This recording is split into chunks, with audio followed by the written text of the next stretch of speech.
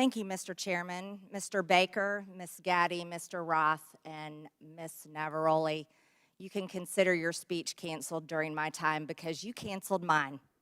You see, you permanently banned my personal Twitter account, and it was my campaign account also. So let's talk about election interference, shall we? January 2nd, 2002, you permanently banned my Twitter account. This was the account that I would put my campaign ads on, raise money on, fight back when attacked with lies, and be able to talk to my voters in my district. But you banned it. And then let me explain. My account was not reinstated until November 21st, 2022. That was after my election on November 8th.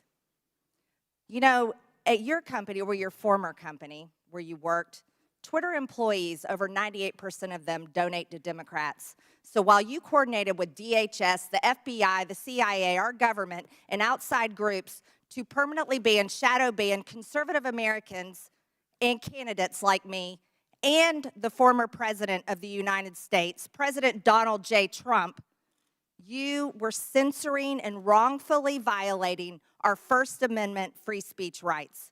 Guess what? None of you hold security clearances. None of you are elected, and none of you represent 750,000 people like I do. Let's explain. 52 United States Law 10101. No person shall intimidate, threaten, coerce, or attempt to stop any other person for the purpose of interfering with their rights to vote or to vote as he may choose. You didn't shadow ban or permanently ban my Democrat opponent. No, you did that to me.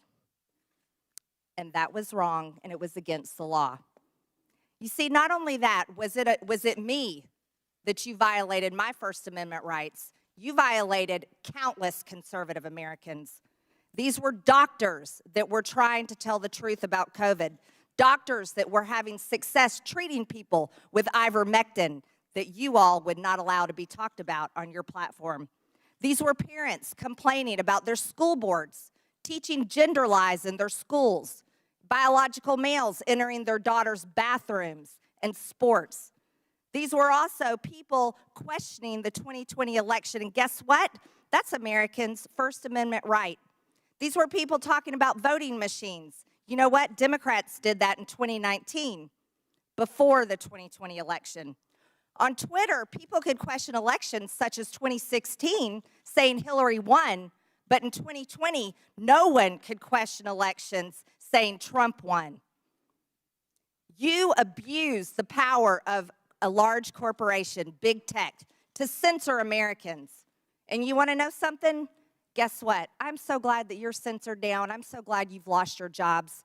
Thank God Elon Musk bought Twitter. And you know what? Let's talk about something a little bit further.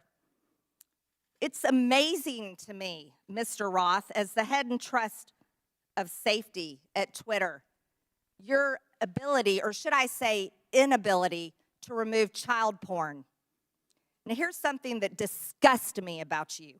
In your doctoral dissertation entitled Gay Data, you argued that minors should have access to Grindr, an adult male gay hookup app.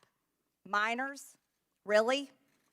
You know, Elon Musk took over Twitter and he banned 44,000 accounts that were promoting child porn. You permanently banned my Twitter account, but you allowed child porn all over Twitter. Twitter had become a platform, you said, connecting queer young adults. You also wrote on Twitter in 2010, can high school students ever meaningfully consent to sex with their teachers? In 2021, while you were the director of trust and safety on Twitter, an underage boy and his mother announced a lawsuit against Twitter because Twitter was benefiting from and refused to remove a lewd video featuring this boy and another minor. That is repulsive. But you violated me. What were my tweets? Okay, let's talk about them. I was talking about the deaths being reported on VAERS. By the way, that's on the CDC website. I was also saying that I didn't think any entity should enforce a non-FDA approved vaccine or mask. Guess what? A lot of people agreed with me, but you called that COVID misinformation. By the way, I'm a member of Congress and you're not. I also said the controversial COVID-19 vaccines should not be forced on our military. You want to know something? Republicans stopped that in the NDAA. Ladies, time has expired. And your time has expired. I yield back. Thank you, Mr. Chairman. Chair recognizes Mr. Gomez. Thank you, Mr. Chairman. Mr. Roth, please explain to us why Ms. Marjorie Taylor Green, or the representative from Georgia, was removed from Twitter. Thank you for the question, Congressman. My recollection is that her personal account was banned from Twitter after repeated written notices due to repeated violations of the Twitter rules. Can you add a little specificity to the violation of the Twitter rules? Yes. Again, I didn't have access to my Twitter email, documents, anything that would have let me prepare to answer that in more detail, but my recollection is that the Congresswoman repeatedly violated Twitter's policies about sharing misinformation about COVID-19. She received multiple written warnings about that conduct. She received multiple timeouts related to that conduct. And then ultimately, consistent with the written and published policy, those repeated violations resulted in her account being permanently suspended. Mr. Chairman, so in essence, I'd like to take a point of personal privilege. It's still my time. We'll stop. We'll stop. Still my clock. It's still my order, time. Mr. Chairman. Point of order by Mr. Raskins. Yeah, I don't believe that members of this committee have the right to interrupt someone's testimony because their Point name of was personal mentioned. privilege. And- You were mentioning my name, Mr. Raskin. Yeah, no, I understand, but that's not the rule, Ms. Green. I don't think a member. That is the rule in Congress. Well, then I'd like we to. can take a point I'd like of the personal parliamentarian privilege. to rule on whether any member of this committee has the right to interrupt a witness's testimony because they mentioned the name of a member of Congress. You mentioned my name, Mr. Raskin. Yeah, I'm not testifying. Chair recognizes Ms. Green. Thank you, Mr. For your Chairman. point of privilege, very briefly. Thank you.